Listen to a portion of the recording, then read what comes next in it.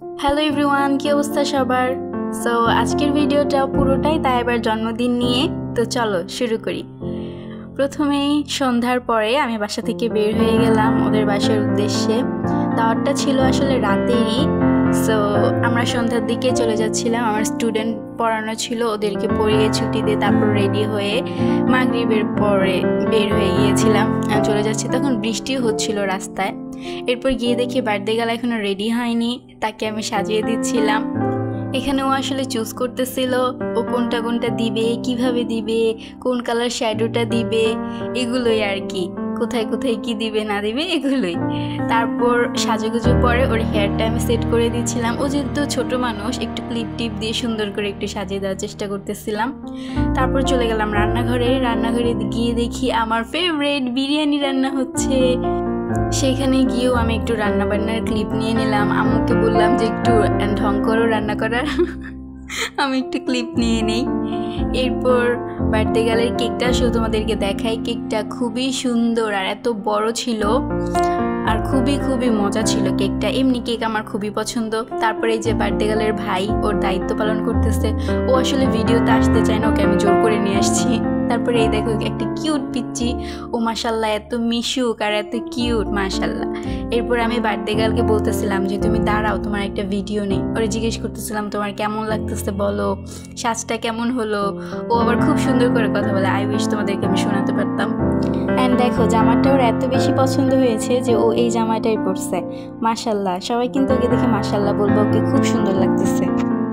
And তারপর আর কি, এই তো এখন কেক কাটার পালা। কেক কাটতে বসে পড়লো সবাই মিলে। এখন মোমবাতিগুলো সেট করা হবে। মোমবাতিগুলো বের করে নেওয়া হচ্ছে, ছোট ছোট মোমবাতি। যেহেতু ছোট বাচ্চা, ওর আসলে এই মোমবাতি দিয়ে সাজানো এগুলোই তো আসলে মজা, তাই না? তারপরে এখানে মোমবাতিগুলো সেট করে নেওয়া হচ্ছিল কেকে বসানোর জন্য। অ্যান্ড আমি এই ফাঁকে ওকে একটু বার্থডে ক্যাপটা পরিয়ে দিচ্ছিলাম।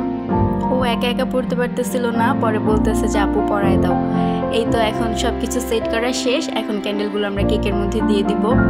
আমি ক্যান্ডেলগুলো কেকের মধ্যে সাজিয়ে নিচ্ছিলাম আর ভিডিও করে দিচ্ছিল তাজিম। ও আসলে খুবই সাপোর্টিভ। ও আমাকে বারবার বলতেছিল আপু ভিডিও করে দে, আসো তুমি তুমি এগুলো করো, আমি তোমাকে ভিডিও করে দিই, তোমার চ্যানেলের জন্য তুমি ছাড়বা, এই করবা সেই করবা মাশাল্লাহ।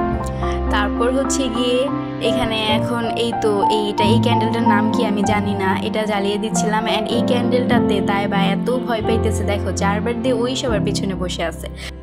আমরা আসলে কেকটা টেবিলে কাটি নাই, খাটের উপরে এই গ্রিলের মধ্যেই সাজানো টাজানো হয়েছিল। সো আমরা খাটের উপরে কেটে ফেলছি, আর বাইরের কোনো মানুষই ছিল না, আমরাই ফ্যামিলি পার্সনরা ছিলাম। সো এগুলো আর কোনো কিছুই করি নাই, খাটের উপরে কেটে ফেলছে। এই তো এখন কেক কাটাকাটির পর্ব চলতেছে, কেক কাটতেছে।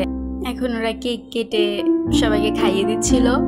তারপরে এই যে আমি আমার কেক নিয়ে হাজির। আমি আসলে এক পিস না অনেক পিস খেয়েছিলাম, কেক আমার খুবই পছন্দ।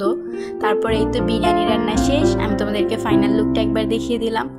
তারপর আমরা সবাই মিলে মেঝেতে বসে পড়লাম খেতে। ওই যে বললাম টেবিলে বসে নাই, we are like family. So কোনো ফর্মালিটিস নাই, নিচেই সবাই মিলে একসাথে বসে খেয়েছি। এরপর এই তো আমার পছন্দের আরেকটা জিনিস লাড্ডুও ছিল। তারপর আমি একটু লাড্ডু খেয়ে নিলাম। একটা পায়েসও রান্না করেছিল, কিন্তু পেটে খুবই জায়গা কম ছিল, এত বেশি খেয়েছিলাম। এরপর ওরা গিফট দেখতেছিল সব। তারপর আর কি শেষ, বাসায় চলে যাচ্ছে এখন। আল্লাহ হাফেজ।